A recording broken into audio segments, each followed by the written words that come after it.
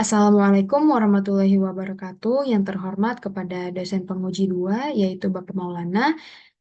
Izinkan saya untuk mempresentasikan judul penelitian saya, yaitu pengaruh self-efficacy dan prestasi belajar terhadap minat melanjutkan pendidikan ke perguruan tinggi pada siswa SMKN 48 Jakarta.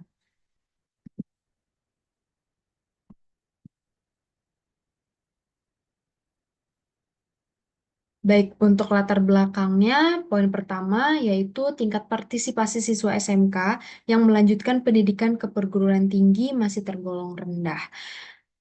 Betul sekali, karena memang SMK ini dirancang atau diprogram untuk keahlian, kejuruan, gitu. Jadi mereka memang disiapkan untuk ke tempat kerja. Maka dari itu, partisipasi siswa SMK untuk melanjutkan pendidikan yang terbilang tergolong rendah. Nah, pada tahun 2020, itu terdapat 30% aja yang daftar ke perguruan tinggi, namun berbeda dengan siswa SMA yang lebih rendah persennya. Oke, yang kedua, lembaga pendidikan formal memiliki peran penting dalam membekali lulusan dengan keterampilan dan pengetahuan yang sesuai dengan bidangnya. Nah, lembaga pendidikan formal start dari SD, SMP, SMA, dan alangkah baiknya kalau misalkan siswa SMK ini bisa lanjut ke perguruan tinggi. Karena memang kalau misalkan dilihat dari secara relatable-nya, siswa SMA itu eh, menurut saya belum relate dengan jurusan-jurusan yang ada di pendidikan perguruan tinggi. Beda dengan SMK. Karena SMK sudah dibagi sesuai jurusannya atau sesuai bidangnya. Contoh kayak eh, manajemen perkantoran, akuntansi, terus pemasaran, ataupun DKV gitu ya. Nah, kalau mereka berminat untuk lanjut ke perguruan tinggi, itu masih dibilang relate karena dari yang mereka pelajari di SMK itu bagian dasar-dasarnya aja bisa mereka perdalam lagi di perguruan tinggi yang sehingga nanti ketika mereka sudah kerja akan lebih siap gitu. Nah, dibandingkan dengan siswa SMA dibagi hanya menjadi dua, IPA dan IPS kayak gitu. Tapi angka partisipasi siswa SMK-nya masih rendah banget untuk bisa lanjut ke perguruan tinggi. Yang ketiga, ada kesenjangan yang perlu diatasi, terutama mengingat pentingnya pendidikan tinggi dalam meningkatkan daya saing individu di pasar kerja global. Pasar kerja global. Nah, eh, yang sudah saya sebutkan tadi di tahun 2020 sebanyak 30% untuk siswa SMK, namun untuk siswa SMA-nya sebesar 60%, hampir setengahnya gitu. Dan di sini ada data yang menyatakan bahwa hasil seleksi SNBP dalam 2 tahun terakhir menunjukkan bahwa lulusan SMK untuk melanjutkan pendidikan tinggi meningkat dari tahun ke tahun. Tahun 2023 sebesar 153.446 dan di tahun 2024 meningkat lagi menjadi 162.156 siswa. Seperti itu. Oke, berikut adalah data prariset. Di sini ada 2 pernyataan dari 30 responden. Pernyataan pertama, saya percaya bahwa saya dapat mencapai tujuan akademik saya di sekolah. Beberapa siswa mungkin punya tujuan akademiknya yang berbeda-beda. Mungkin hanya sampai SMK saja sudah cukup, tapi ada yang uh, butuh untuk melanjutkan lagi pendidikan ya di perguruan tinggi. Dan mereka percaya akan kompetensi mereka untuk bisa mewujudkan tujuan akademiknya. Nah, di sini terdapat 100% bahwa mereka percaya akan bisa mencapai tujuan akademiknya. Nah, pernyataan yang kedua, saya merasa yakin dengan kemampuan saya untuk belajar materi pelajaran yang sulit. Terdapat 96,7% yang setuju dan sisanya tidak setuju. Memang ada beberapa siswa yang cepat untuk bisa menyerap pelajaran yang sulit, ada juga beberapa siswa yang sulit untuk menerima pelajaran yang sulit. Next.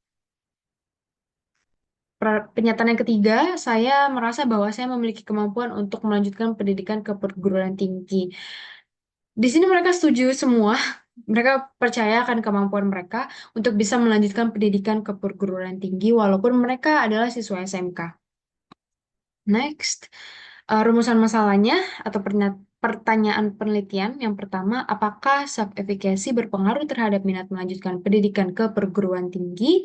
Yang kedua, apakah prestasi belajar berpengaruh terhadap minat melanjutkan pendidikan ke perguruan tinggi? Yang ketiga, apakah terdapat hubungan yang signifikan antara self-efficacy dan prestasi belajar terhadap minat siswa SMKN 48 Jakarta untuk melanjutkan pendidikan ke perguruan tinggi? Next, tujuan penelitiannya yang pertama untuk menganalisis tingkat self-efficacy dalam konteks untuk melanjutkan pendidikan ke perguruan tinggi. Yang kedua, mengevaluasi prestasi belajarnya. Apakah ada hubungan dengan minat mereka untuk melanjutkan pendidikan ke perguruan tinggi? Yang ketiga, mengidentifikasi pengaruh self-efficacy dan prestasi belajar secara simultan terhadap minat siswa SMKN 48 Jakarta dalam melanjutkan pendidikan ke perguruan tinggi. Selanjutnya ada di manfaat penelitian, yang pertama secara teoritis, dan yang kedua secara praktis. Baik, berikut adalah kajian pustaka. Yang pertama, menurut Oriza Listiadi tahun 2021, minat merupakan keinginan atau ketertarikan yang ada pada diri manusia untuk mendapatkan apa yang ia inginkan. Seperti pernyataan yang sudah saya buat dan saya share ke teman-teman siswa SMK, bahwa mereka yakin akan tujuan akademiknya dan juga mereka tertarik untuk melanjutkan perguruan tinggi gitu sesuai dengan pendapat dari Oriza Listiadi tahun 2021. Indikatornya pertama, keinginan kuat untuk melanjutkan pendidikan. Yang kedua, persepsi terhadap manfaat pendidikan tinggi. Yang ketiga, dukungan lingkungan sosial. Yang keempat, rasa ingin tahu tentang pendidikan di perguruan tinggi. Berikut adalah variabel prestasi belajar. Menurut Eva Nauli, prestasi belajar bisa diartikan sebagai seberapa jauh seorang siswa mampu memahami dan menguasai pelajaran yang diajarkan oleh guru selama proses belajar. Indikatornya nilai akademik, pencapaian menyelesaikan tugas akademik, ataupun hasil tes. Nilai akademiknya bisa dari nilai raport, PAS, semester ganjil, gitu ya.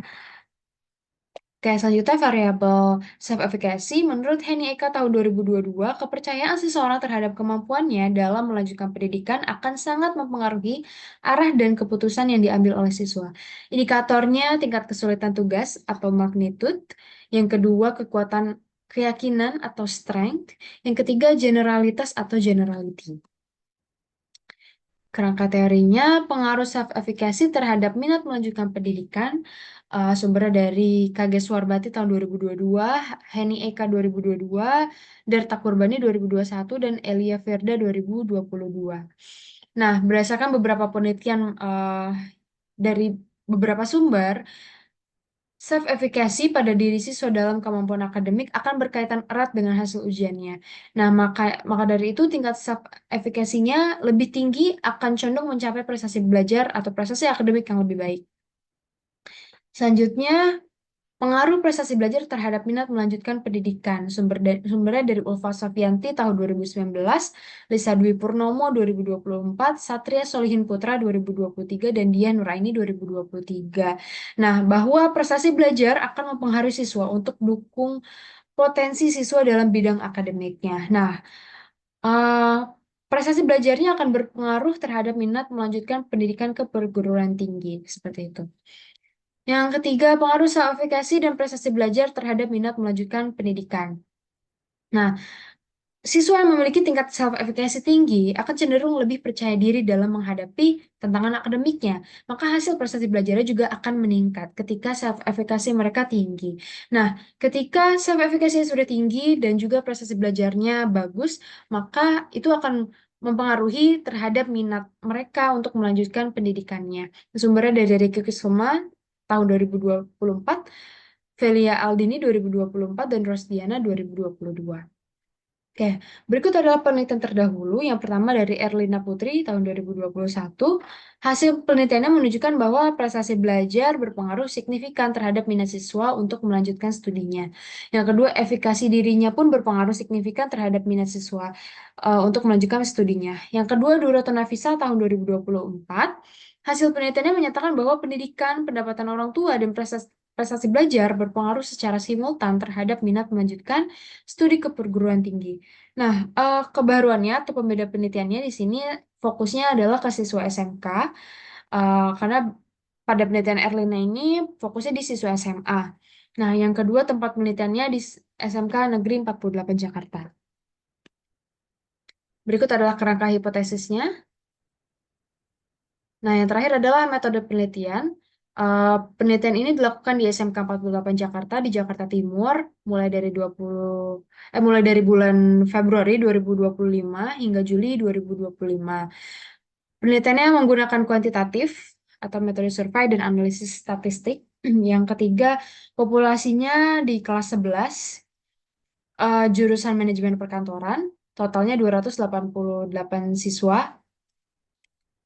Eh, Manajemen perkantoran, akuntansi, terus eh, pemasaran, multimedia, DKV.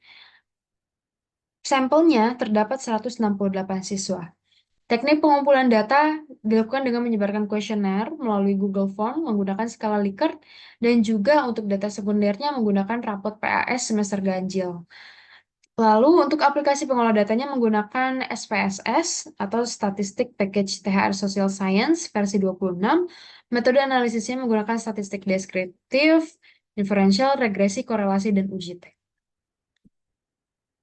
Baik, sekian presentasi untuk penelitian saya. Mohon maaf apabila ada salah-salah kata. Wassalamualaikum warahmatullahi wabarakatuh.